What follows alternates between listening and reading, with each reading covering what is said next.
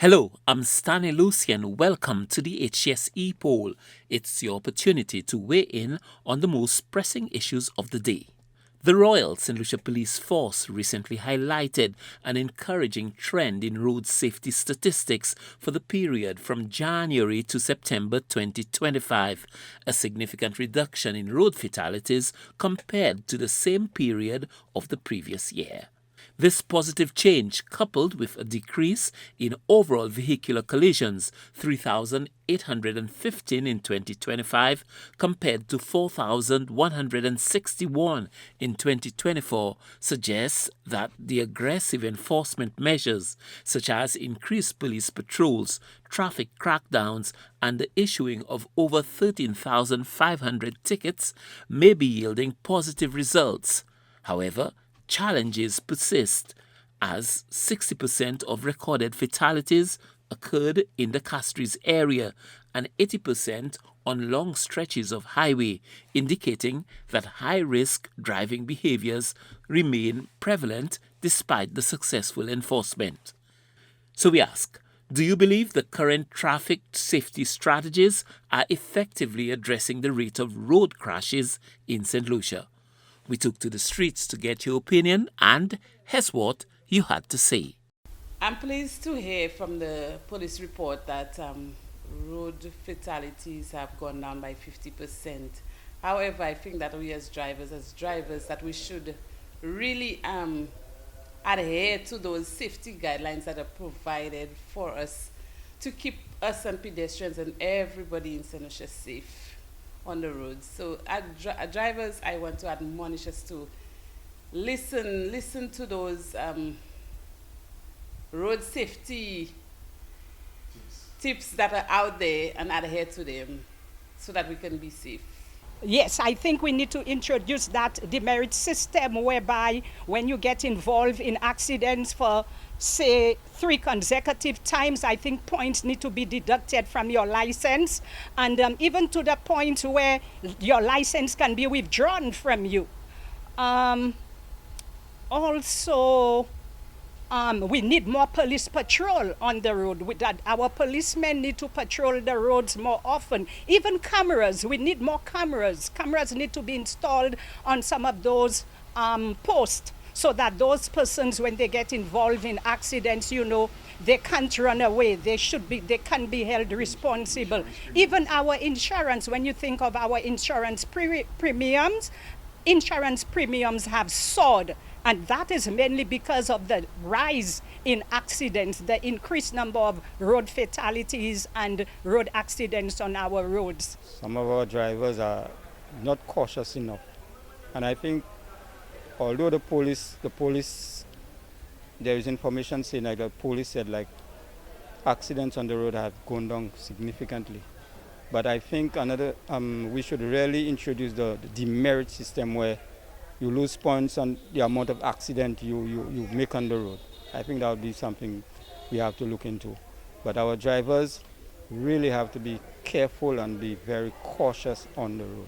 Generally, I think the issue is with the drivers, the young drivers in particular. They seem to be in a hurry all the time, and there should be some demerit system so that when drivers are engaged in accidents, that if there is a repetition of senseless accidents and so on, points should be taken off them and the eventual withdrawal of their licenses. So generally, I think the police is doing a good job, but generally, it has to do with the young drivers in particular, who are always in a hurry, and most times they flaunt the laws of the road.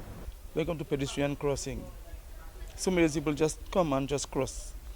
I thought it was a matter of first come, first serve, that people has to wait, let the vehicle pass, and vice versa, but seeing people just walking and unmindedly don't look any side and cross. Secondly, in the safety matters, I think the police not doing enough. For instance, the Prime Minister says putting too much on the police, and you would not see a police cycle on the road leading to traffic matters. Don't see that at all. You only see the motorcycle only if they're going to convoy to convoy, escort a VIP, or road race. That's all. Because most of the fatality we had and vehicles knocking people is because of, most times, is the people carelessness. So we have to do more. But so far, I think we can understand, but a little more need to be done. Okay, the road safety in Saint Lucia, it's very bad, especially the young guys when they drive in.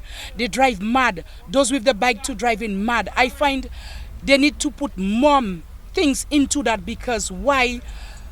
Accident, not, you hardly hear an elderly man made an accident. You hardly hear a woman make accident. You only hear in the young fellas. They refuse to take their time. Put a measure. If you already have 5 accidents, you need to take out something over their license. Something has to be done, because if we do that, things will get better in St. Lucia with the driving. I don't think so. They should put some more cameras where they can see everything that's going on and everything. Because even though the couple they have, that's not enough. It need more. Because too much accident, too much people dying, people getting licked by roadside and people driving away and left them and all kind of something. That's not right. You knock somebody, stop. Insurance premium has gone up because of the number of accidents that we experience in the country.